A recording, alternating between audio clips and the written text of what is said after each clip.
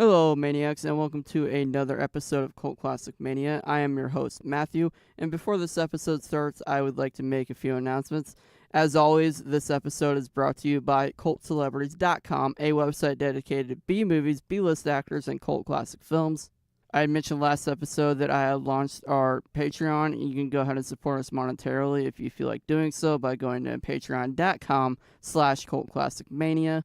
Last but definitely not least, this episode is a special one because I sit down with Jake from Slashers Podcast and we talk about C.H.U.D 2, Bud the Chud from 1989. And this one is a special one, like I mentioned. Unfortunately, there were some issues with the audio on his end, I believe. Even though I was saying that his microphone was connected, it was still popping and crackling. So I do apologize with the audio. He's trying to fix that as best as he can. If not, I'll try to work my magic as a second hand. And it was a cool episode, and I learned that last week it was 80s horror week, so we kind of missed the ball on that one. And as professional as I am, I did it after 80s horror week. But if you feel like checking out Slashers Pod, you can go ahead and check them out anywhere that you consume your podcast. And I hope you enjoy this episode.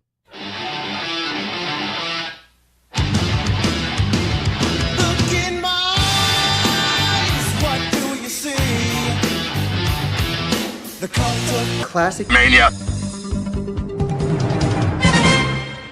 Hello, Maniacs, and welcome back to another episode of Cult Classic Mania, a podcast dedicated to the low-budget disasters that we all know and love. Not all of them are low-budget, but some of them can be disasters. And in this episode, we're talking about C.H.U.D 2, Bud the Chud, with the one and only Jake from Slashers Podcast. Well, actually, I'll just let him introduce himself, and we'll get right into this thing. How about it, Jake? Connected. It doesn't matter where I put it. I could probably put out my episode about C.H.U.D 1 the next millennia, and it would be fine. If I could, I just want to say, this movie is so bad, I think that it's on par with the Rangers' 15-0 loss against the Detroit Red Wings, my absolute favorite hockey team, January 23rd, 1944. And I'm sure you're like, what does that have to do anything with C.H.U.D 2? And that's pretty much the way each scene feels going one to another. I have no idea what leads to what, and I'm excited to chirp this movie hardcore, my friend. All right, so today we are talking about C.H.U.D 2, Bud the Chud from 1989. I am here with Jake from Slashers Podcast. So, this would be a special episode, kind of. And we're just going to jump right into this thing. You've seen C.H.U.D 2. Obviously, you've seen it multiple times. Do you enjoy it at all? I enjoyed it in the sense that I knew we would have a lot of content to talk about. As a recreational viewer, I am astonished at how much I hated this movie. It blows my mind because usually I love schlock, but this offended my sensibilities multiple times. Dude, every single year, so as someone mentions, hey, what's a good movie to watch on Halloween? And I always recommend this movie. And then people tell me afterwards, oh, this is total shit. Why'd you recommend this? I'm like, no, it's not. You just don't understand. And then I analyze it. I'm like, okay, yeah, it's actually a really bad movie.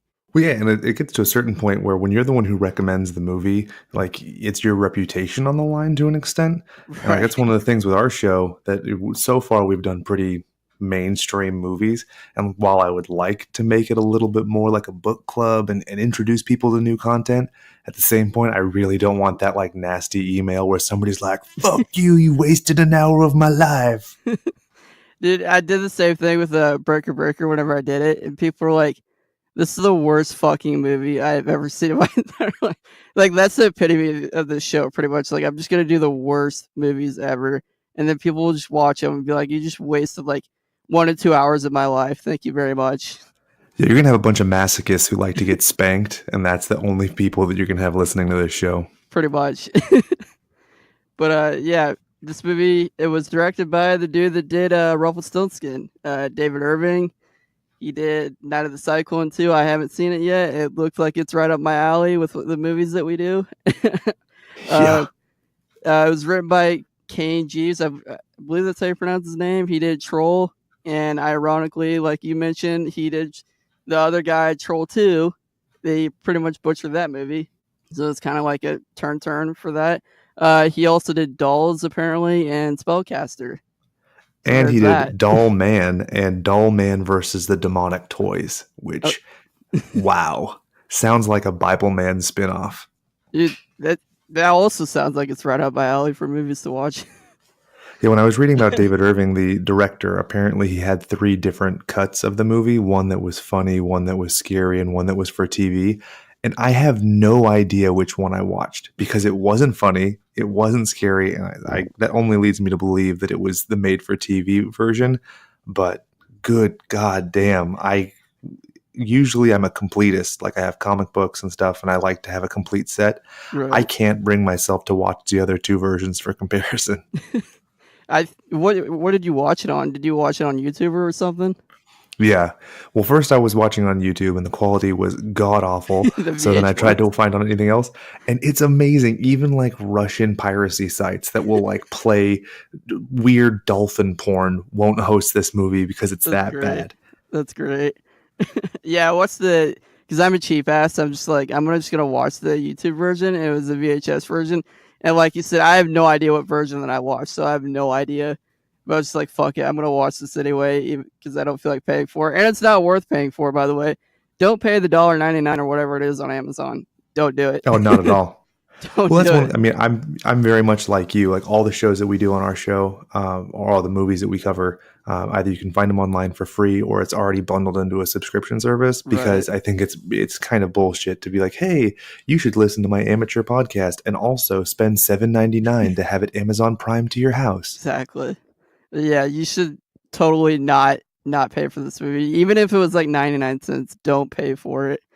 But Yeah, I feel like we should be paid for watching this movie. right.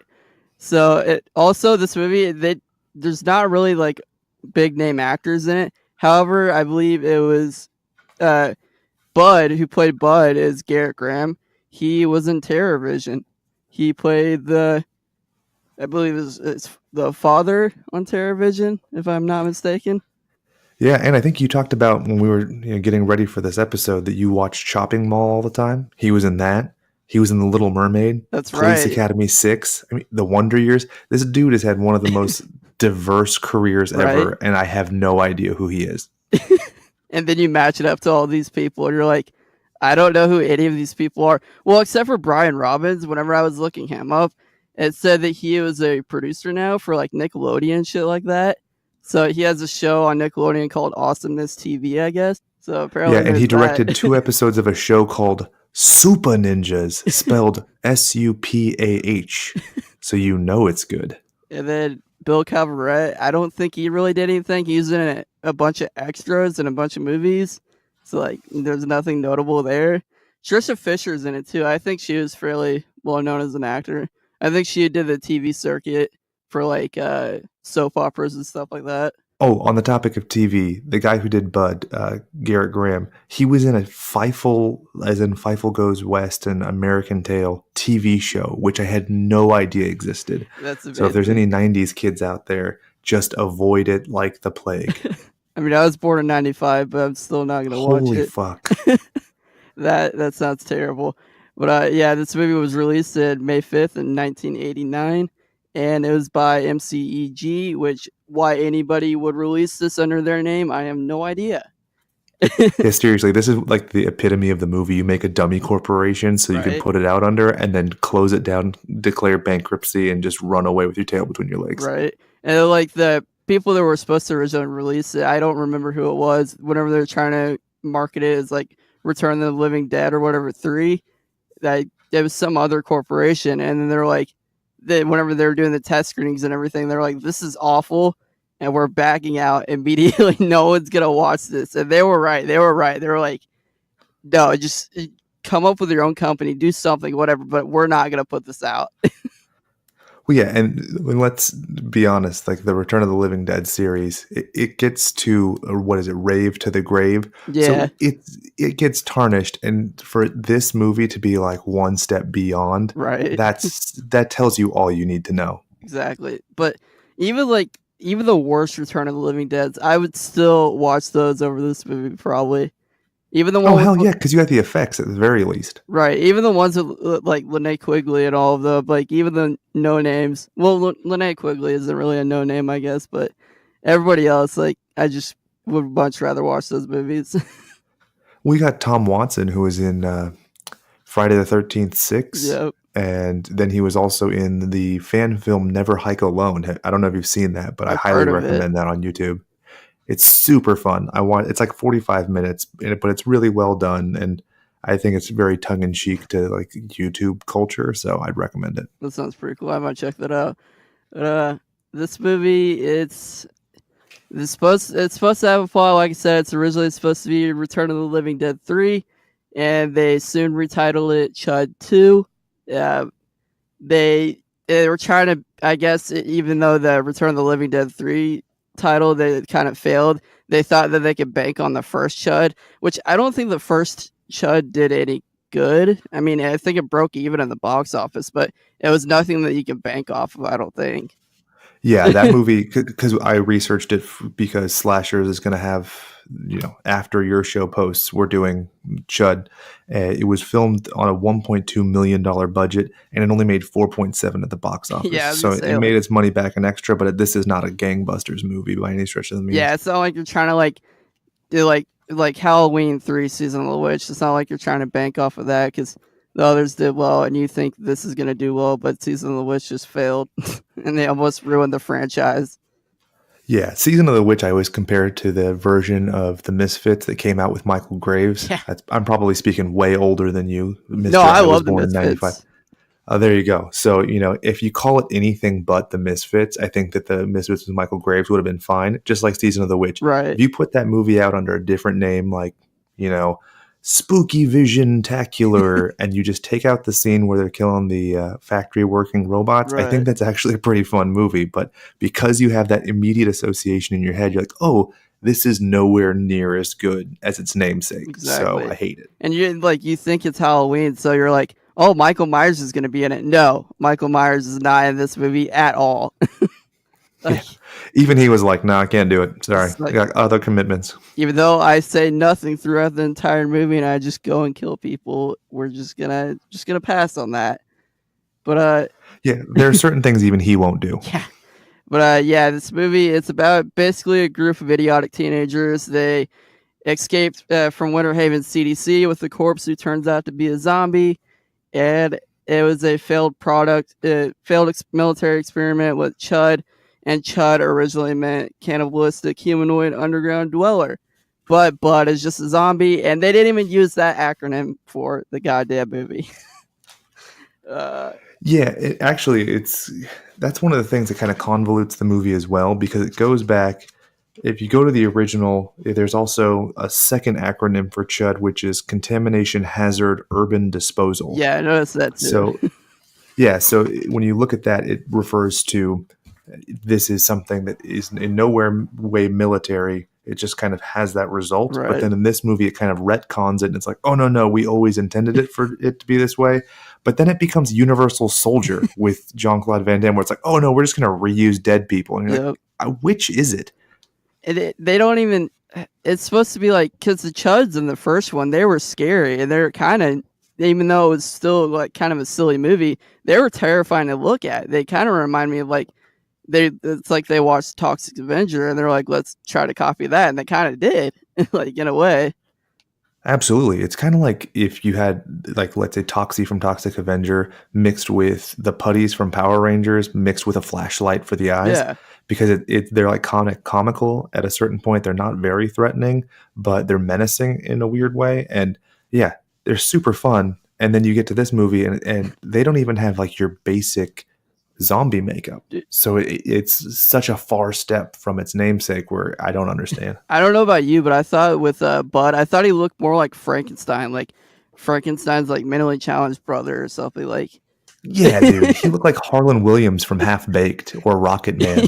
Like he kept kind of arching his neck back so his chin kind of tucked in. And he looked like this goofy dork. And he's like, I'm not afraid of you. I love Garrett Graham, but man, you really, even for TerrorVision, you kind of bunked it on this one. I'm sorry, man.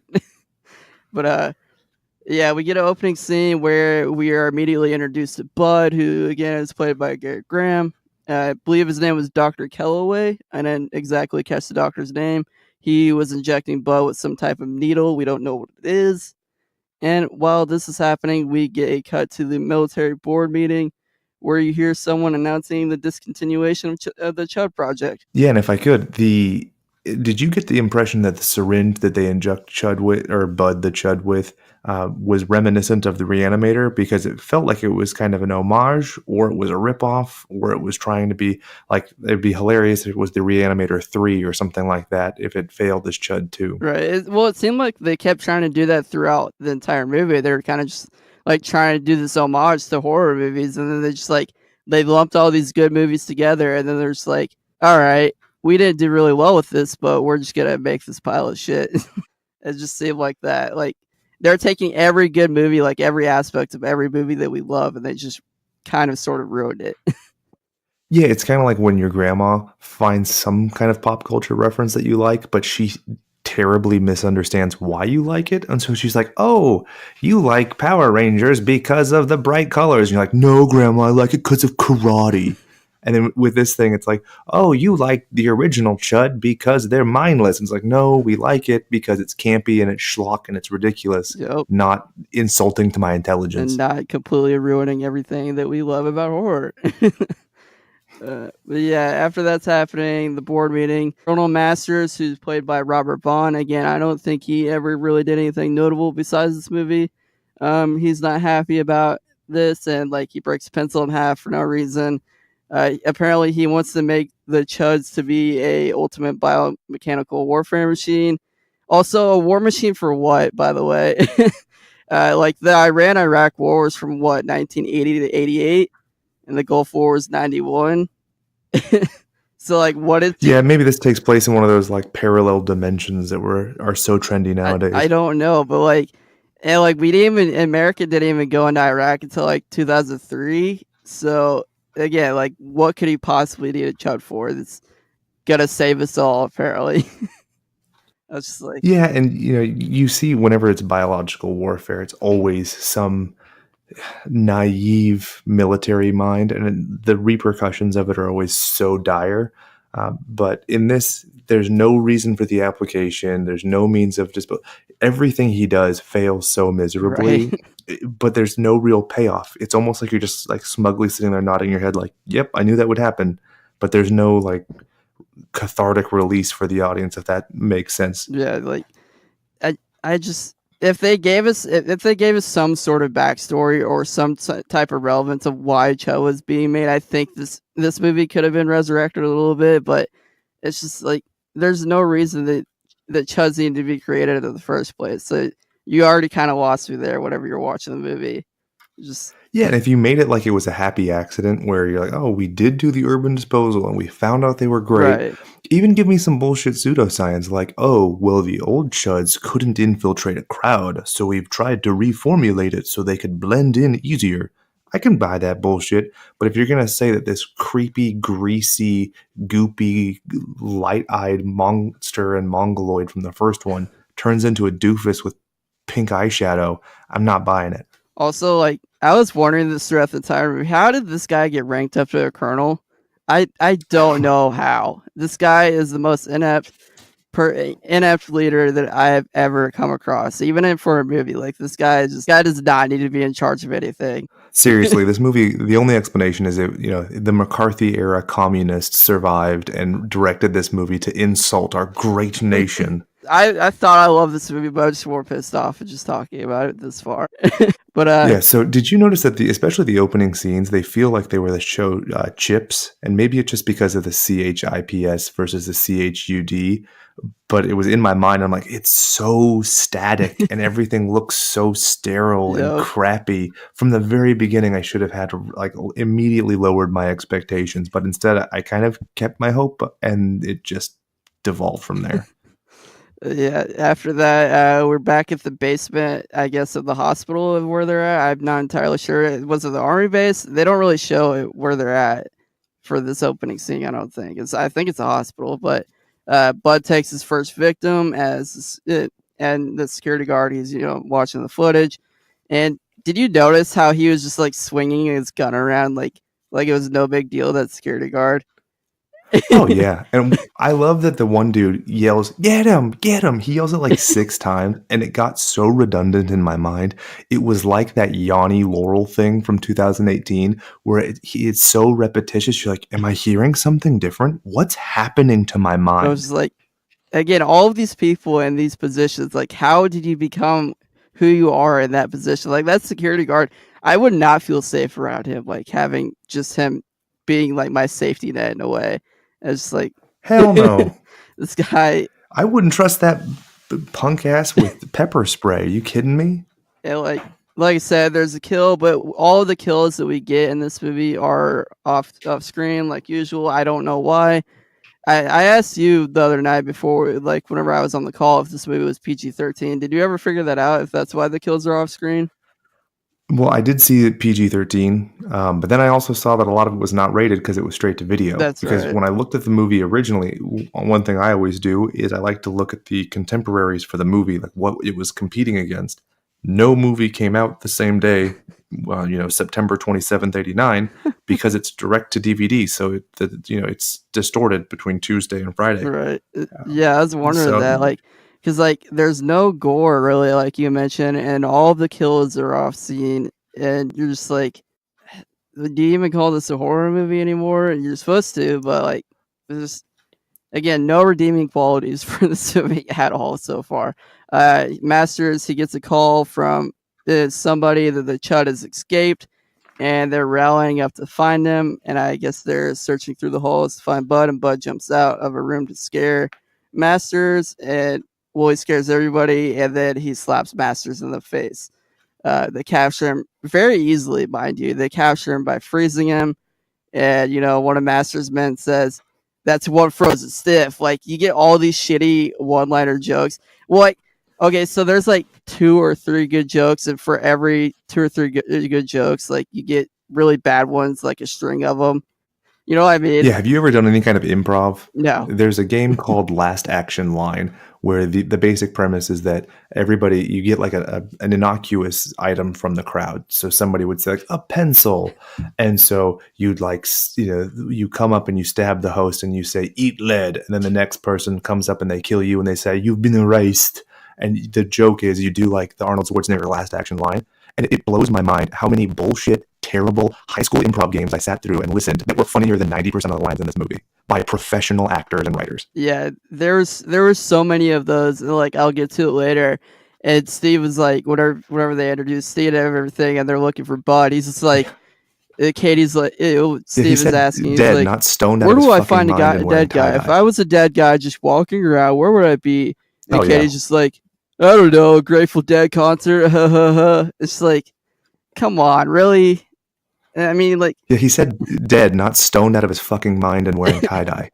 I was like, I mean, I love the Grateful Dead, but it was way past their prime for that joke. Like, you did, like, that wasn't necessary at all. But more on those shitty jokes. I try to write most of them down because, like, there were some that I genuinely laughed at, and I feel terrible for laughing at them now thinking about it. He jumps out of the room, he scares them, he says, it's one frozen stiff, and Masters, he says, we're going to take him to the CDC of a podunk town of Winter Haven, and the population is over 100,000, which this is the smallest town ever, by the way, and there's no way that there's 100,000 people in that population. Did you notice that, the population sign? Oh, for sure. But one of the things that's distracting about it is there's daytime lightning in the background where they like actually did a visual effect to create lightning for no reason with no payoff. It added no ambience, no nothing. It didn't add any texture. Well, at first I'm thinking, oh, maybe they're going to do a Return of the Living Dead thing and like the Chud disease is going to go up into the atmosphere and rain down. Nope. But no, you couldn't even get that right. Dude, take the $20 that you spent to do the crappy daytime lightning and add one blood packet to one character in one scene, and I'll be happy. David Irving, this is the last movie that he actually did. Ironically enough, he didn't get any work after this. Yeah. It surprises me. That is startling. God, this fucking movie. This is it. When we're introduced to Stephen Williams, who is played again by Brian Robbins, Katie Norton, who is played by Tricia Fisher, and Kevin. Did you notice that they didn't give Kevin a last name? Yes, I did. I was like, everyone has a last name in this movie except for Kevin. I don't know why. He's played by Bill Cabaret, and the biology teacher, he calls it Steven to demonstrate his experiment, and Steven doesn't know the difference between it doesn't know what symbiology is, and he calls it symbiosis. And Katie corrects him. She's like, it's symbiosis, doofus. And it's an experiment between electricity and light. Steven tries to unparalyze the frog by shocking it, apparently, and he is a bozo and causes a fire. But then he gets Steven, he gets detention for it, and so does Kevin. And Kevin did nothing wrong. In fact, he told him not to do it. like, Steven, you're a fucking moron. Why are you doing this? Apparently, this is like a reoccurring thing too, because he's like, not this again, God. Which suggests that Steve is torturing animals on the regular. Like, how do you find a paralyzed frog? I'm pretty sure you paralyze it. Yeah, there's something needs to be analyzed about that kid. He's not right for sure. He's scarier to me than Bud. I think this kid's Jeffrey Dahmer. Yeah, and then of course he starts a fire. Steve tries to take out the fire by being a genius and using a more flammable mixture, and it causes it to erupt more. And Kevin stops the fire by throwing some sort of dirt or salt onto it. I'm not really sure, but yeah, Kevin saves the day like he usually does in this movie. Yeah, there's nothing notable. And then their punishment is to clean out the basement or like their storage locker. Yeah, which is weird because it's like it's built into sure. A loading dock like you would have at a supermarket, which my high school didn't have. Did your high school have that?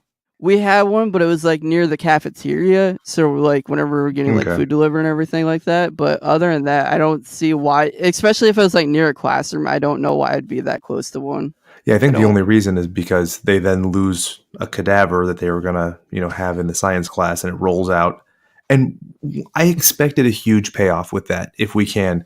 Like, I thought for sure that Bud was going to bite that zombie or that body and turn it into a zombie, and we'd see it later, and there'd be like some kind of quippy comment between Steve and Kevin, like, oh, there he is. But it just rolls off, and there's just some corpse that's loose in this town, and no one cares. So, yeah, whatever they're doing, that, like you mentioned, is he's searching for the frog that gets loose from the little fish tank. Also, why are there a bunch of live animals that don't look like they're being taken care of? But whatever, that doesn't matter. Well, even like a cruel kid with like a bug in a jar puts a stick and a leaf in there. Like, these are just empty aquariums with sad animals. Like, as a vegan guy, I was like, God damn it. Like, now I have to feel something for this terrible movie. Kevin, he's searching for the frog, and he bumps his head on the gurney, and he notices Mr. Proctor's cadaver. Like you had mentioned before, and Steven accidentally knocks the gurney out, and it goes flying out the door at light speed for some reason. This cadaver goes so fast and so forcefully. I don't know how. It is the worst practical effect within this movie, probably. Just watch. Well, there's a lot of really bad practical. I was about to say, don't speak too soon. We haven't gotten to the blood that looks like barbecue sauce. Yeah, that's even worse. He knocks the gurney, he goes flying, and then they chase after. But every time they chase after something or they go to look for something, they give up with less than a minute. Like, that gurney was literally probably a mile away, and they could have just walked in the middle of the road and possibly dodge a couple of cars to get the gurney. Yeah. Or you could just make a great throwaway joke that like their entire town is on a slant, and so it's just rolled away out of the town to the next town. Like, at least give me something as to why these two presumably able-bodied teenagers can't jog to catch this corpse. And they're panting like they just ran a mile, and there's like... That's just like, this movie, I'm already more annoyed. Yeah, I hate this movie now. It's good, though. It gives you more content. Think about it. We're 27 minutes in. That's like some of your episodes are this long, and we haven't gotten 20% of the way through this god-awful flick.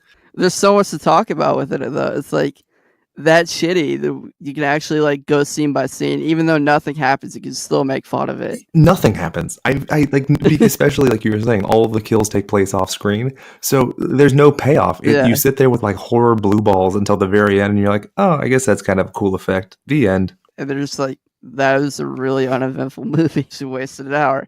And then, they chase after it. Of course, it's not an 80s movie, though, if you have a chase montage, right? So you gotta fucking add that. Yeah, that was the best music in the whole movie. Dude, I'm gonna talk about it. I'm gonna edit it into the Bud the Chud song that just plays the same 5 fucking lines over and over. It's like, Bud It's the so Chud, awful. he's coming at you at night or whatever. I don't know. I'm not gonna repeat it because I hate that song.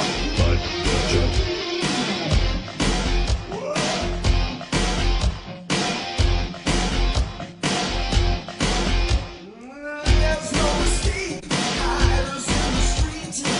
I'm dying for someone to eat. I smell your blood burning in the night. You can't hold out till the morning light. I'm a walking, I'm a talking, I'm a stalking. Coming to your room tonight. I will find you. The shadows blind you. The ghost behind you. Coming over for a bite.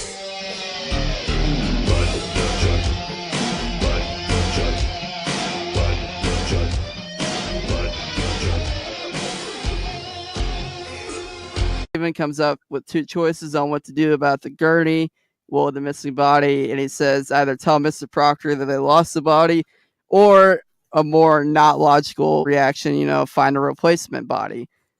They could have just been like, hey, we lost that body that you're going to want to use as an experiment, or we could just go after it and end the movie there, but they don't. Yeah, I read a synopsis before watching this pile of fucking suck. And one of the things was, oh yeah, two high schoolers are trying to find a corpse to fix a problem. And I'm like, what fucking problem does a teenager have that they need a corpse for? And this contrived plot was, I'm still confused as to why they needed I it. don't know. Like, I don't know, especially the plot of this whole movie is like one episode of Perfect Strangers, and that's probably talking way behind you. Yeah, But I used to watch reruns of that shit when I was a kid, and you have Larry Appleton, who's this like wise talking guy who's always lying and always getting into trouble, and then his kind-hearted, kind of gangly friend, and that's the exact movie. Like, I honestly wonder if they were just like rummaging around a writer's room and they're, oh hey, we're just gonna take this plot, this whole episode for a later episode of Perfect Strangers. I almost said Stranger Things, and I was like, that would be weird. yeah. It's like I said, it's just like they try to take everything that we love about 80s, 70s, and 80s horror movies, and then they're like, all right, let's come up with a plot, and then they just ruin the entire thing and made us hate horror even more. Yeah, seriously, I would have rather watched Bambi than this movie. Like, oh my god. Yeah, they look. At least something dies in that movie. Yeah, they're at the CDC. They're trying to get. They see the Bud and the cryo chamber, and Oh, can I rant about that for a second? So they're looking out of the door into the hallway to make sure that they're not spotted. They turn around and they're like, oh, what's that? And it's like, fuckface, do you not realize how doors and rooms work? When you walked in through that door, you would have seen the Chud.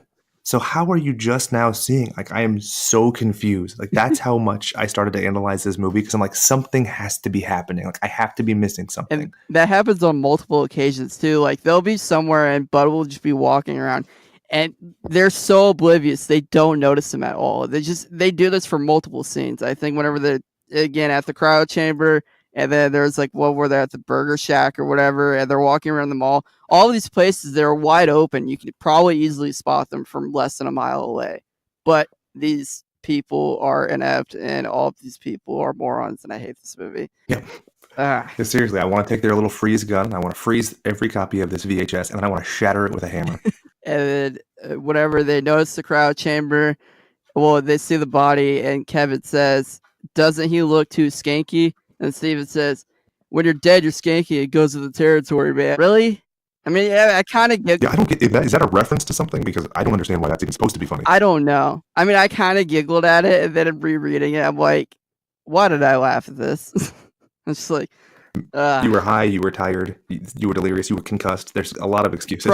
probably. And then, they of course they come up with more broad ideas. They're like, all right, let's go ahead and take this to Steven's house. And they're literally arguing over where to take a dead body. And they carry him out to Katie's car to Steven's house. And again, we get another shitty one-liner joke. It says, I guess this is what they mean by dead weight.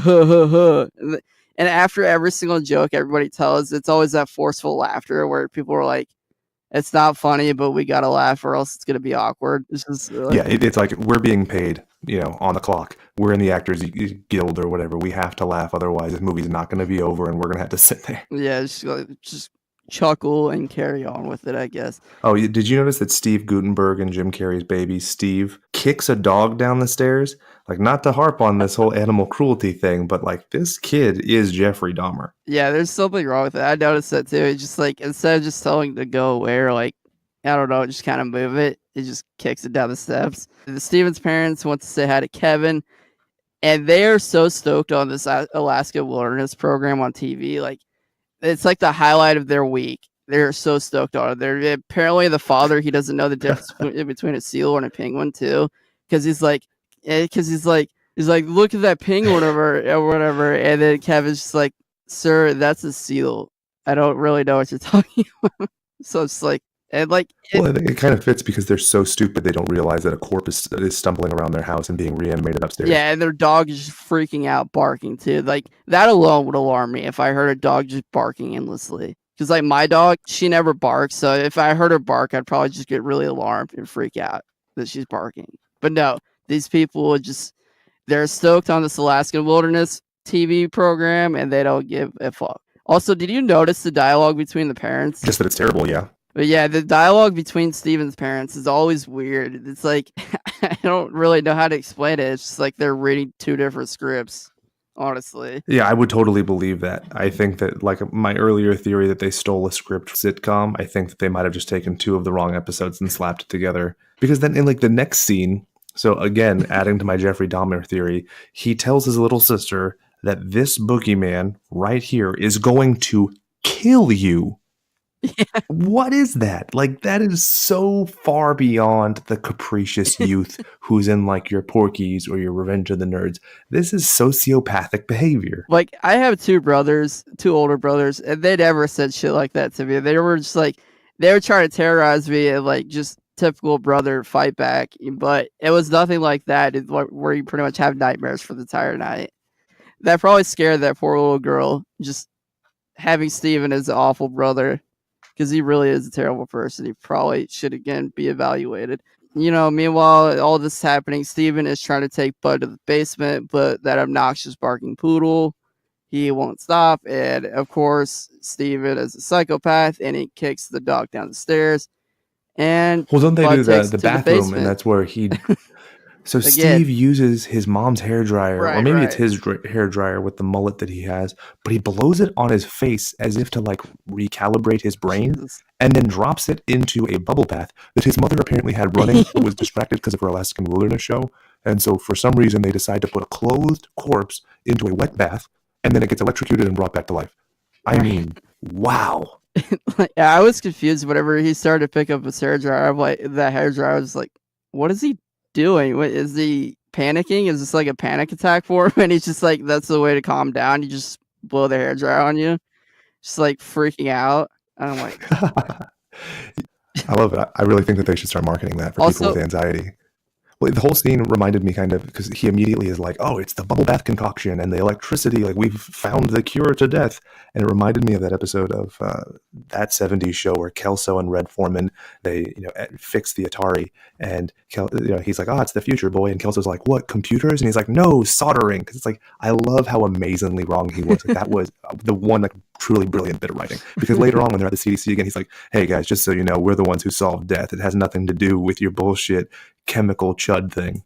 Did you catch that he like tries to slap Kevin to like get him about his senses, but misses the slap? yeah, I noticed that because like I saw his hand go up. I was like, wait a minute, did I just like look away for a minute? I didn't notice that. I had to rewind it.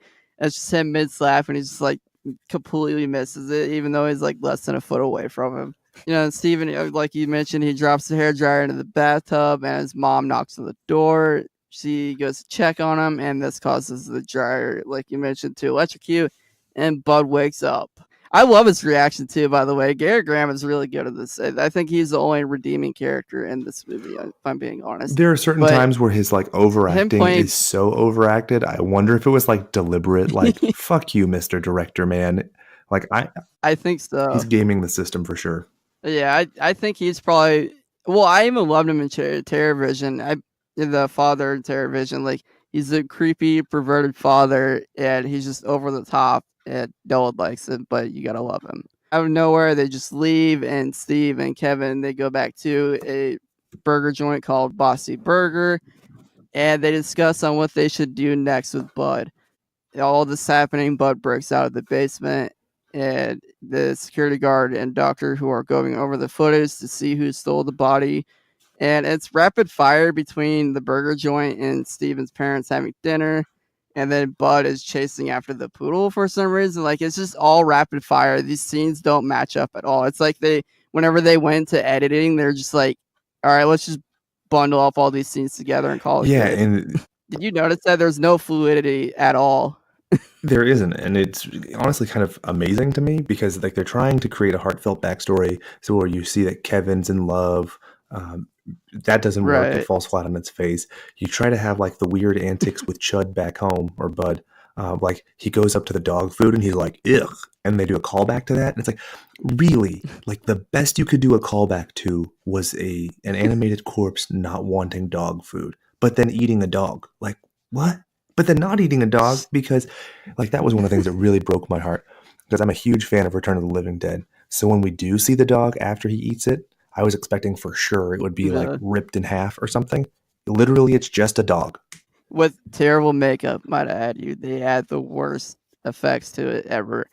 And again, there's more awful dialogue between Steve's parents, and and whenever Bud, he's like leaning down to sniff the dog food, the parents are talking, and he's like, "What is this?" And he's No just good. like, and she's like, "Oh, it's meatloaf or whatever." And Bud says, "Oh," and the mom's just like, "Oh, it's meatloaf," even though the father didn't say anything. Like again, it's like the parents were reading two different scripts, and I just don't get it. I really don't. Yeah, but it's filler. I think it gets to a certain part. I mean, when you have like, so the way that they had Bud fall back into like a coma or death was a pratfall, and they have multiple pratfall. Like, there's so much stuff in here where it's just like a lazy filler. I think that's when it really started to like drag on my patience. Where I was like, God damn it, you don't need 10 minutes of people sitting around a burger place. And like, anyway, Yeah. we'll get into it, I'm sure. I don't want to skip too far ahead. Bud finds a picture of Katie and Kevin and Steven together, and apparently Bud is falling in love with Katie really fast, and he rips the other two guys out of the picture. While this is happening, she meets up with the guys at Burger Shack, and she has learned about them finding Bud. Kevin, he goes on to tell Katie to stay out of it. She's really offended by that, apparently. And it shows Bud chasing after the dog, and he finally catches up to her outside. Again, another off-screen kill, but I don't think I'd want to watch that on-screen kill. If I'm being honest, it doesn't seem like it'd be necessary to add that. Honestly, Hell no. No animal dies. It's not good. It's just, there are certain things in horror that you see where it's exploitative that I feel like killing animals, rape scenes, those are things that you just do. And people like to exploit that modernly in horror to like push the envelope. It's completely unnecessary. So I'm grateful it happened, that they did it off screen. But then at the same point, I'm like, did it even happen? The dog has what looks Yeah. like, strawberry syrup, and that's it. And then again, the makeup that they put on the dog to make it look like a chud is just fucking terrible. I don't know what they use. I don't know if they use spray paint and just use the worst color of gray. I don't really know, but the dog looks awful either way. But he has left the Williams' residence, and he's walking around Winter Haven. And Bud walks up to this woman, I believe, who is played by Jamie Greenham. I'm not really sure. Up to the window, and he sees her going through an exercise tape. And I'm fairly certain that it's not an 80s movie unless a woman is in tacky spandex trying to get fit. I'm pretty sure that's like every 80s movie. I think they were trying to play on that a little bit too. Yeah, I mean, I think it was trying to be tongue in cheek, but if the movie is as stupid as this one is, it's very hard to like look down your nose at anything because you as the audience get to look at the movie and be like, Right. yeah, you're kind of mocking aerobics culture, but you're also in Chud too. So, but that Right. whole scene was so Yeah. there. So the lady who's doing the aerobics yells at her screen, "Oh, you have never seen an ounce of fat on your body, you neo-Nazi anorexic leotard slut." Whoa, that went from 0 to 100 really fast. Yeah, I tried to write all that down, and I'm like, this is really alarming to type on Yeah, paper, dude. so I'm just gonna skip that part. It's so weird. And also, she yells it at a brunette. So I was like, shouldn't she be Aryan? Shouldn't we have reversed this where it's the brunette yelling that at the blonde lady? And then, as to be expected, you have Bud doing aerobics outside, which is terrible. And then he just falls over like a clumsy idiot. Also, side note, did you know Linnea Quigley, she did like aerobics exercise videos back in the day? I didn't know With that. zombies, yeah. I didn't know that. There's like she has like a full series of exercise videos of just like zombies in the back, and she's like in this really tight spandex suit. It's really strange, but like that's what Linnea Quigley was known for back then. Anyway, Bud is mocking them and what the woman, he's mocking what the woman's doing, and Bud falls because he's clumsy.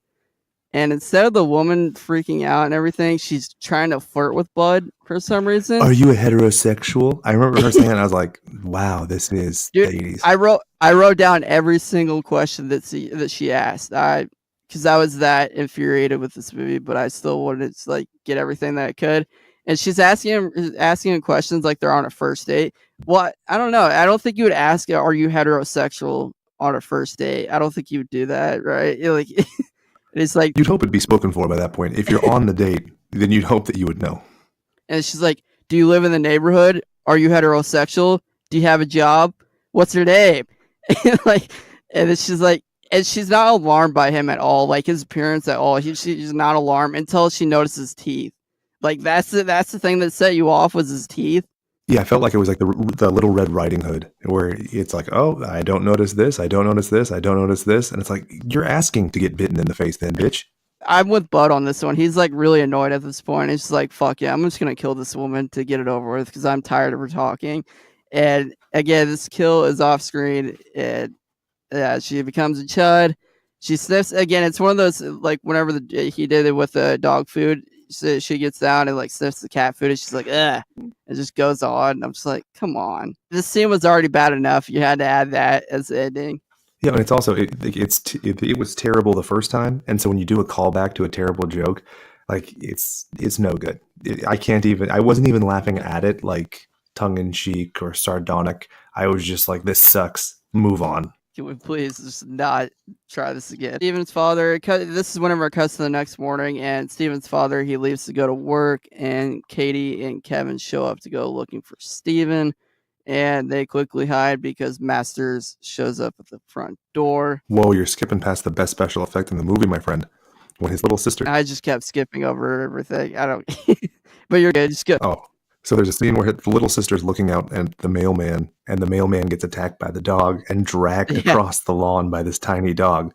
It's just like, I know it's a wire, but that was the best part of the movie. We can move on. No other statement needs to be made. But yeah, Masters, well, they quickly hide. Masters shows up at the front door. His mom answers and calls out for Steven, and the gang hides, and the gang attempts to go look for Bud again while Which this is happening. amazing because the kids are home from school, and they're like, oh, we're not going to school because there's a plumbing problem. And then when the army man shows up, she says, oh, the kids are at school. I'm like, what the actual fuck? They just said they're not going to school. And it's not as if she's like trying to protect them. She's a doddering idiot. Oh, I can't tell if that was supposed to be a joke or like it was lazy writing. I don't know. Like, none of them can get their story straight. They're like, oh, there's a plumbing issue. There's something going on. There's a bomb threat. I'm like, so then Mr. Army Man threatens the mom and is like, let him know he's dead meat. And they drive off. When the hell would you ever have somebody steal a test subject from a government facility and the government just like, I'm going to threaten you vaguely and just go about my business with no surveillance and no extra effort? Again, this is the Colonel talking. And again, like I mentioned, he's an inept moron. And again, how is he empowered? I don't understand. It's like, and you know, whenever they're going to find Bud, they go to the mall, and Steven says, now this is the part where the terrible Grateful Dead joke, and he's like, now if I was a dead guy, where would you go if I was a dead guy? And Katie responds with the worst possible joke, yeah. And then she's like, I don't know, a Grateful Dead concert. And they all forcefully laugh, like it's actually a funny joke, but it's not. Meanwhile, this is happening. Bud is following behind them as they leave the mall, sits down and at the fountain, he eats the fish. Also, that's the worst fish prop ever. Did you notice that? It looks like a fucking... Oh, it's a trout. It is a full-size trout in the tiniest fountain I've ever seen. I've seen bird baths that are bigger than that fountain, and he pulls out a trout and eats it head first. It was so distracting. It's the worst fake-looking trout I've ever seen. Also, like at the mall, we have... our local mall, we have a gigantic fountain, but for that exact reason, we don't put fish in it because kids grab their hands into the fountain and take the fish. Why would a mall have that to begin with? I know I'm just ranting about bullshit, but Dude, there's so many plot points in this movie. I'm looking down at my page right now of notes, and I have exclamation marks and question marks at pretty much every bullet point I have. I pretty much just have like I'm just pretty much the same. I'm like, I have why the fuck is this going on after every scene, pretty much. It really is just like what the fuck is going on? Did they just glue all these together and try to make up a story where they pretty much just failed? It's clear, like I mentioned, it's clearly a fake prop, and again, like I mentioned, I don't even remember them putting fish in malt fountains to begin with. Also, is it a mall, by the way? I never really paid attention. It just kind of looked like a mall. That's what I assumed I it don't was too, but I have I don't no think it idea. really matters, but of course, the gang, they go back downtown and they run into Spandex Lady. Again, I already forgot her name because it doesn't really matter. And she hisses at them. Again, if someone hissed at you, there's like obviously something wrong with them. And Katie mentions she looks strange, and Steve responds, "She's probably one of those Doesn't have health enough food meat in her freaks." diet. And Kevin retorts by saying, "She doesn't have enough meat in her diet." Like, you didn't need to add that. That wasn't necessary at all. There's a weird cutscene where it's a Chud barber and he's cutting some guy's hair. I tried to write the rant down that guy was having with the barber, and I honestly just did not give a fuck at this point. I have no idea what he was talking about. Yeah, none of it made any sense. I think it was just I think it was purposefully meant to annoy you, so you'd like have that kind of, I don't know, not to be overly perverse, but when the blood squirts on the wall, it was kind of like ejaculate for me because Yeah. it was finally a payoff where I was like, oh, I actually wanted someone to die. They died. There was a little bit of gore. It was a brief scene. off I know screen. that the movie's closer to ending. Awesome. I do remember one of the little bit of rants that he had. He's like, I remember my father at night whenever he would take out all of his valuables and put them directly on the street for everyone to see. Like, who would fucking do that? No one would do that. Like, Yeah, no matter God how small damn your it. town is, no matter how crappy your valuables are, nobody's doing that. No, I grew up in a small town. Because like I'm from Seattle, but I moved to a small town, and yeah, people are friendly and nice, but we don't fucking set our valuables on the street for everyone to fucking look at. What's wrong with you? Like, it's just ranting about the small town, and like, he's like, I used to leave my car running and, go out in the grocery store and no one would steal my car, but I can't do that anymore, god damn it. You mean you did something that was incredibly reckless and you're upset that you can't do it anymore? Yeah. Awesome. Good job. I mean, yeah, I could do that whenever I want in a small town, but I'm not going to rant about it I think this scene went on for like 8 to 10 minutes too, by the way. It's a really long scene for this filler. It feels like it. Oh my god. I think I even checked the time. I don't even think I was at like 40 minutes whenever I was looking at it. Honestly, I wonder if it was written into the script or if they just knew that they could, shoot at a barber shop, because the dialogue, A, the dialogue is bad, but B, it's delivered so poorly. It feels like they just didn't bother with a second take because they just had a barber shop Just for like, a day. whatever. It's like that with all the dialogues too. It's like, also it seems like there was like talking mid sentence and then they finally decided to turn on the camera. They're like, oh shit, we got to actually do this thing. And like they're mid sentence of the dialogue and you have no idea what they're talking about. Like that seemed like that happened a lot, especially whenever Steven's parents are talking. I agree. Like, I'm not sure if it's almost meant to be like the Charlie Brown, like it's unintelligible rather, dialogue where it's just blathering on, or if it's just lazy, filmmaking and bad sound editing. oh my god. This is the barbecue restaurant when they Yeah, go that's back, right. and Yeah, the game, they quickly give up again, looking for the Chud, and they go back to Bossy Burger. And a truck full of Chuds pull up beside them. However, they are completely oblivious that this gigantic group of Chuds show up. And Katie's just like, did you check those guys out? And Kevin replies, huh, I'll never complain about my skin again. I kind of actually laughed at that a little bit. I kind of chuckled, and then I'm like, that's a fucking terrible joke now. Like, yeah. did you kind of chudkle? Uh-huh. Also, all the shitty puns that they make in this movie. I didn't write any of them down, but there were a bunch of puns. I just wrote the really bad jokes. And it takes like it takes the gang like a whole 5 minutes to realize that the Bud is in the back of the truck with the back of the bed of the truck. Yeah, and that's one of the parts that I was going to get at earlier, where the zombies are inside, and the guy's like, "What are you going to order?" And they end up saying his name back to him, and it's just so It's like bad. Like, Bobby. It's like, come on. you like, did you rehearse? Like, I don't. It doesn't make any sense. It doesn't compute. And they're sitting there, like the kids are eating in the car, even though they didn't eat at the car the first time they were at the restaurant. It's keep this moving, because if we stay on this scene too long, I might start headbutting my desk. Meanwhile, Masters and his assistant. Masters and his assistant are back at the burger joint after they try to go chase after the gang chases after Bud.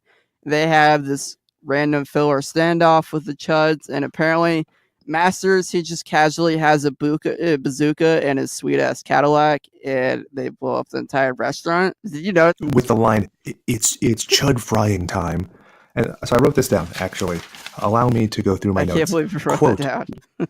oh, dude, it's so much worse, because I actually wrote, for those of you who don't know, Slashers is a loosely hockey-themed horror podcast. So wherever I can, I try and write hockey puns and whatnot. So I have the hat trick of eye rolls right here.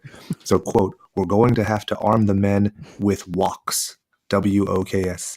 And then after the explosion, Oh my what a God. blast. And then, let's go reclaim our dead guy. That, like, somebody was paid to write that dialogue. Oh my God.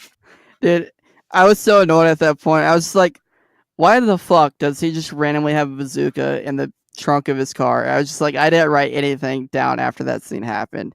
Like, I just moved on to the next. Just like, ugh. Well, yeah, but then in the next scene, you have the line, major sushi action here. What is Doesn't happening, make any bro? sense.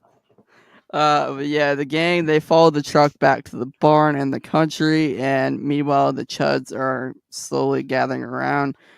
And there's apparently a redneck who owns the barn. He runs in and tells them to leave. I think this is the only character that they accurately portrayed in a small town. The terrible, awful redneck. I think he was the only redeemed, besides Gary Graham. I think he was probably the only other decent actor in this movie. He shows up, he's annoyed, and shoots one of the Chuds. The Chuds retaliate while Bud and Kevin are facing off, and Kevin is holding a pitchfork to Bud. But apparently, Bud is getting stronger, and he throws him up to the loft of the Onto barn. soft hay, but still Kevin is, Yeah. like, incapacitated by it. Just like, I can't breathe. Like, also, it's clearly like he's clearly being extended from a rope and shot up. Did you notice that? How bad the effect was for that? Oh, for sure. Yeah, this was not the Matrix with its level of wire work. Just keep losing my Oh, we can talk spots. about this. So when the kids enter the barn, they're at a door. And then when they're trying to escape the Chuds, they circle away from the door instead of walking out of the door. Like, these kids don't understand how doors work. Like, Yeah, going back to the that's Center for right. Disease Control, like, these kids have some severe disabilities. And I'm not trying to make fun of people with disabilities. I'm saying they have an undiagnosed disability that only involves doors. No. Also, Steven, I went to school with people Yeah. like Steven, and he's like worried about getting an A in biology. I guarantee you, Steven does not give a shit about getting an A in biology. I went to high school with people like Steven, and it's not the case. I guarantee you. What that kid's worried about is getting a D in biology so that he can He's like- pass. It's Bill and Ted. You're not talking about getting an A. This isn't weird science. And like throughout the entire movie, like halfway through, he's like, dude, we can tell Mr. Proctor what we did. We'll get an A. He'll just forget about everything that happened before that. It's just like, yeah, you don't give a shit about getting an A. Just adding more bullshit to the story that doesn't matter. Astros and his men barge in again, and this is when Bud escapes somehow. Well, after a nut shot, you gotta Yeah, love the it. nut shot too. You got toilet humor, forgot you about got that. nut shots, you got the basis level. I like write down the sort of important parts and not the boring ass fillers. Well, this entire movie is a boring ass filler. I take that I back. was about to say, are you sure about that? Bud escapes somehow, and Chud is unfortunately frozen by the army and the barn. And Masters is trying to send the gang to jail, and Steven interrupts the inept colonel to say that one of the Chuds is melting. And before this happens, he's like, Masters is like trying to tell him that he's gonna go to jail. Is like, Just, come on, man. You know what happens to pretty boys like you in prison? I wanted to be like, bro, you shouldn't be noticing that this boy is pretty, first off. That's also after he does the line, "This Chud's for you," which harkens back to the "This Bud's for you" ad campaign. I was like, oh, that's just aged so poorly. This entire movie has aged poorly, but Masters, he pulls out a deagle and shoots the... Oh, yeah, this is before everyone leaves, and Masters, he pulls out a deagle and he shoots the truck, and this truck, it just erupts into flames. It's just, I don't know how, and it just shoots the engine bay with the deagle from very far away, might I add you, and it just erupts into flames. And that's 80s, 80s movie trope situation where if it goes anywhere near the gas tank, it's going to explode. There's more bullshit that happens that no one cares about. And then the Chuds, they just terrorize more people, and the gang heads back to the CDC. I guess they had their own little interrogation room. I'm not really entirely sure where they're at. And, Masters, he's disappointed in the gang, and Steven mentions that they thought he was bringing the Chud back to life with his mom's bubble bath and hair dryer. And this is the only thing that alarms Masters. He's like, and Masters is like, that's fucking ridiculous. So why would you ever think that? Like, trying to bring it back to life. And it's just like, that's the only thing that you're alarmed by. And then Masters, again, there's more bullshit that happens. However, we learn that it's Halloween, apparently. That's what I have in all caps, as bold as I can write with a pen. It's over 2 lines vertically. Suddenly Halloween, ? Exclamation. Because reasons, ?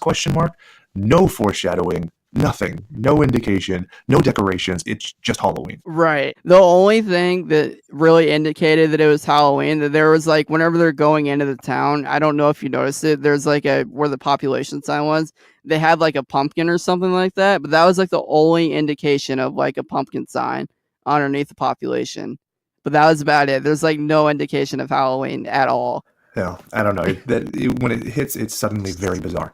So one thing I wanted to touch on before, because we kind of moved quickly from the barn scene, Bud the Chud accidentally backhands another one of the Chud's heads off, and he then goes through and tries to pick up his head.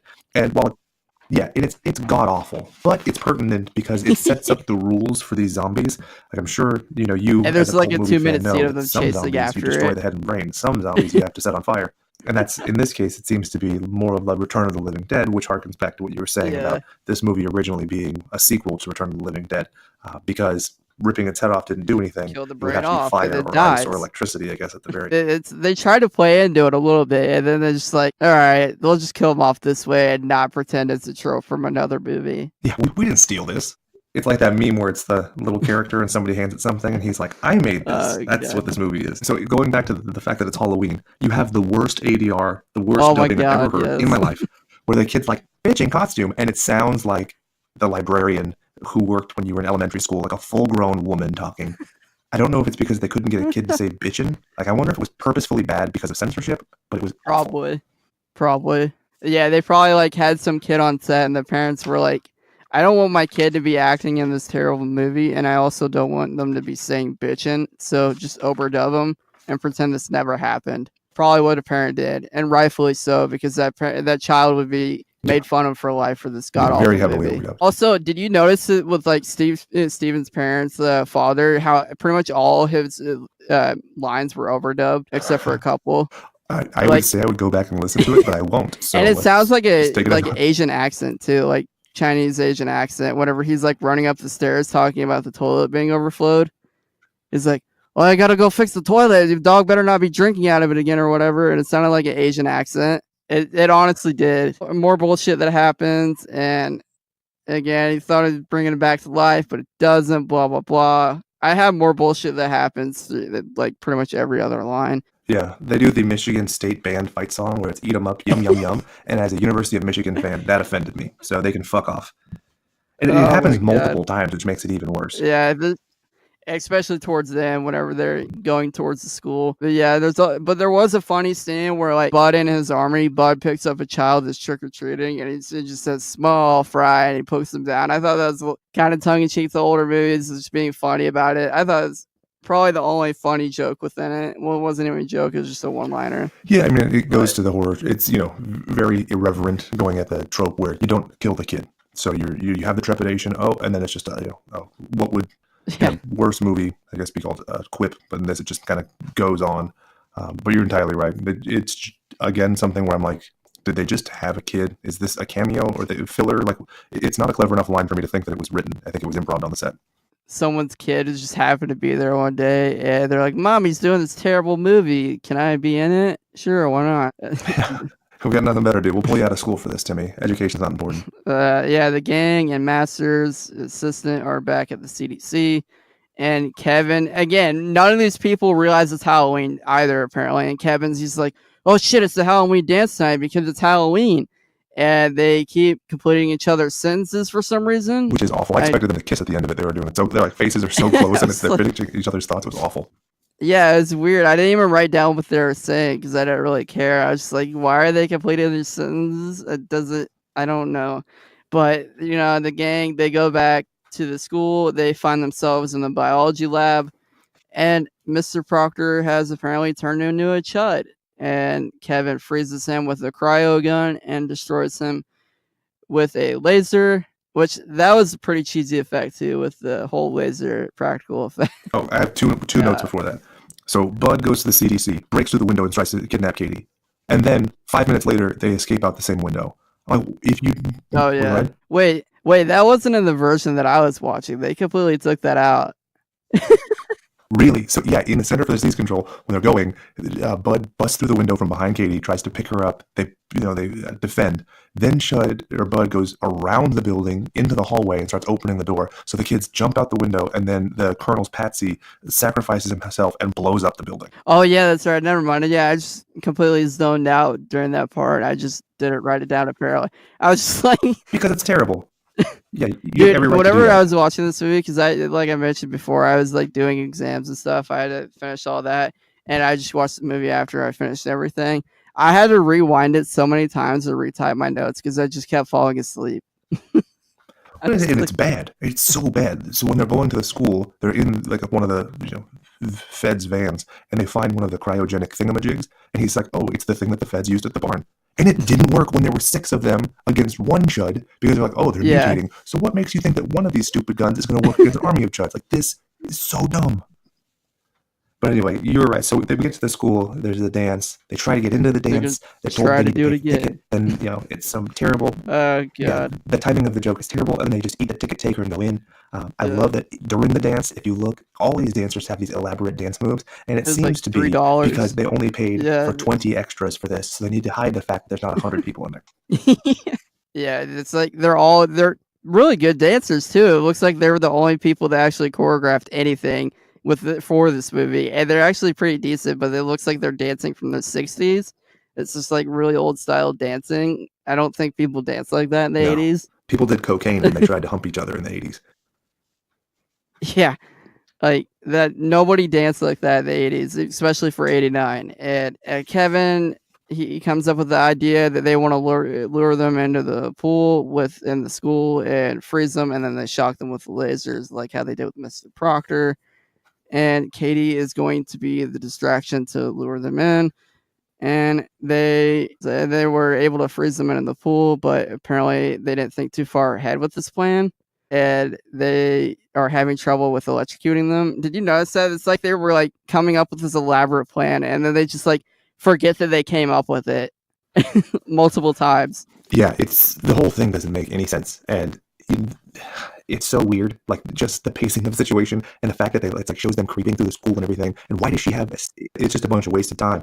You have her going and getting a sexy bikini or whatever from her locker. Funny enough, the hardest I laughed in the entire movie was when the actor playing Kevin legitimately walked into a locker. And they just kept that take because they couldn't be bothered to film another one. Because like he was like going into the wrong room or whatever. And he's like, "Oh shit, I shouldn't be here." And then he's just again, they rely on the great costumes joke. Oh my god! The dance where the people are watching the chats. I'm like, no, they're really not good costumes. They're quite bad. You have a scene where one of the dancers ends up kicking one of the chuds, and my wife laughed so hard she spit all over herself, which that was awesome. I'm glad I watched this movie and guessed it on your show just to have that experience. So thank you. But yeah. Katie, she's gonna be the distraction apparently, and there's always that one girl in every like 70s to 80s movie where they don't look like they're from the 80s. They look like they're just modern day, and like they're far ahead of the fashion and they're far ahead of like the hairstyles and everything. Have you ever noticed that with like 70s and 80s movies where the women, like especially like whenever it's like a big actor, well actress, she just looks like she's in present day. I always notice that, especially with her. Yeah, I mean, aside from her hair being a little big, she looked very average and normal. And what's funny enough, like my wife was like, "Oh my gosh, what a sexy bikini! Why does she have that at school?" And I was like, "Excuse me, wife, you have something very similar." It was kind of weird, but my wife got that in 2018, and this was 1989. Yeah, So that's what I mean. Like I was like, there's no one wearing that in 1989 for sure. No one. Well, I guess you had bikinis at that time. I guess so. Not everyone was dressing terribly. you had to expose a lot of butt cheeks because people were snorting cocaine off lots of orifices of people's bodies. So you had to have easy access to the That's butthole. true. So That's that true. doesn't surprise me at all. That's true. But they're freezing them, and they're not able to freeze them in the pool, and they didn't think too far ahead, and they're having trouble electrocuting them. And Bud is able to break free and chase after Katie. Katie just screams no, and Bud attempts to pull out his heart from Oh yeah, her. And that is the most disgusting effect probably in this movie because that heart looks fucking gross. Did you notice that too, by the way, that how fucking gross that heart was? It's probably one of the best practical effects in this movie. The only good practical effect in this I'd say movie. so for sure. And you can tell that he's the one making it beat in his hand with just like closing his palm a little bit. But Hmm. I thought it was effective, and it's comical enough. I Yeah. called it happening, but it's a nice ode to like Looney Tunes and stuff like that. So I was okay with it. And plus, by that point, my expectations were so low. There was nothing they could do to salvage this movie. So I was like, Yeah. all right, it's closer to Like, the end yeah, of the like movie. I'm Garrett, fine with it. no redeeming quality. But yeah, I think again, like I mentioned before, Gary Graham, he's the only redeeming actor in this movie, and just good for him. He's like fucking pairing up with all these terrible actors that went nowhere, and he's the only one being the shining star in this movie. But after this happens, Kevin freezes him and is able to destroy Bud, and they are heroes of the school, but it's a very anticlimactic ending. And then it cuts to the next day where Katie pulls up to Kevin, and Kevin mentions that Steven has left and he left a note behind. This is whenever apparently, because like I realized that whenever Steven got bit, I forgot to mention that he was bit by a chud in the pool, and I didn't realize. I was like, isn't he gonna turn any moment now? But he doesn't. It's I thought that too, and I'm sitting there like, oh, that's gonna be some kind of plot twist. He's gonna turn on his friends, something, Yeah, like and no payoff. sort of like in like Night of the Living Dead, where that girl, she's like not, and she's immune to the zombies, and she just like slowly dies out and just kills her entire family. I thought that's how it was gonna be. Like, yeah, I thought they were like trying to do all these like homages to all these good horror movies, and then they just kill the trope apparently. Just like, oh, it's a good build up, and then it just goes down from there. Exactly. No payoff whatsoever. And you're just sitting there Yeah. frustrated, like, well, what was the point? Oh, so we could set up a sequel that will never happen. Ever. I'm kind of hoping it does actually, just so I can cover it. Oh, Jesus Christ. You are a masochist, my friend. and it shows Steve getting into a truck with Masters, who apparently is a chud. I don't remember him getting bit. Did I just not write it down because I don't give a shit? He doesn't. He But- tells the dog, shh, I'm incognito, or I'm in disguise, or I'm Oh, undercover. That's yeah. what it was. That's right. Yeah, the dog bites him, and then Spandex Lady. I guess it's Spandex Lady in the front seat driving, and who knows what they're up to. And hopefully we get a part three to this, because I want to cover it just so I can. I can't believe you said that. I hope that the gods of chaos aren't listening to you because you can't bring that evil Oh onto my me. god. That would be the greatest part 3 ever, just making it more bullshit. Yeah, I don't know how familiar you are with the band Kiss, but their album Alive starts off with a guy saying, you wanted the best, so you got the best. The hottest band in the world, Kiss. And I feel like if you were trying to do an intro for this movie, it would be like, you wanted a bucket of shit, you got a bucket of shit. The biggest bucket of shit, C.H.U.D 2.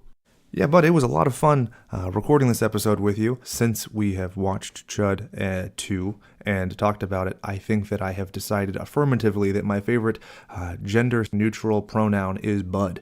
I feel like I've used it 1,000 times a day since in every single conversation. So if any of you buds want to join the Mutant Goons from Beyond, which is what we call the Slashers fan base, please go on over to any of your favorite podcasting resources and look up Slashers. So far, I can tell you that we've had people inquire, and I've even added our show to other platforms. I think one of them was Overcast.fm, just because I want to be able to share my content with you. And at this point, we do have a Patreon, but we don't really request any money. We request instead feedback. So if you have something positive to say, if you have something negative to say, just say it. We really want to make sure that we're creating, effectively a time capsule for these great experiences we have sharing celluloid and, making something that we're proud of. So once again, thank you, Matthew. I'm glad you liked the intro that I made between temper tantrums and fits of swearing while trying to edit the episode. And thanks to all of your fans for putting up with my terrible audio quality. It shan't happen again. And that was this week's disaster of C.H.U.D 2, Bud the Chud from 1989 with Jake from Slash's podcast. Can't speak on Jake's behalf, but I had a ton of fun recording this episode despite the audio issues and all the hiccups. This is my first time having a guest on the show, so I didn't know what to expect exactly, but I had a lot of fun, and I think this is probably one of my best episodes yet, honestly. And whenever we do come back, I would like to I'm either thinking of doing a Japanese film, the Fighting Elegy, I believe it was from 1963, or I really want to talk about Cam, the Netflix horror movie that came out in 2018.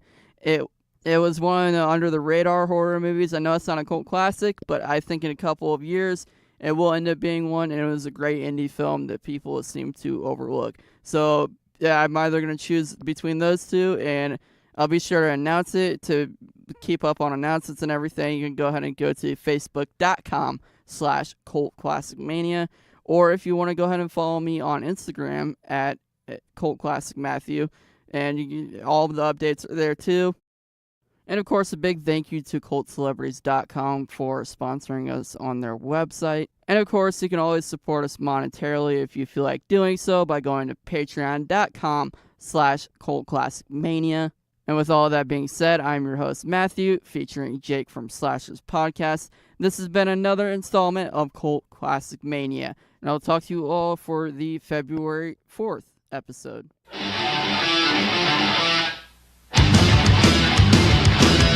in my eyes, what do you see?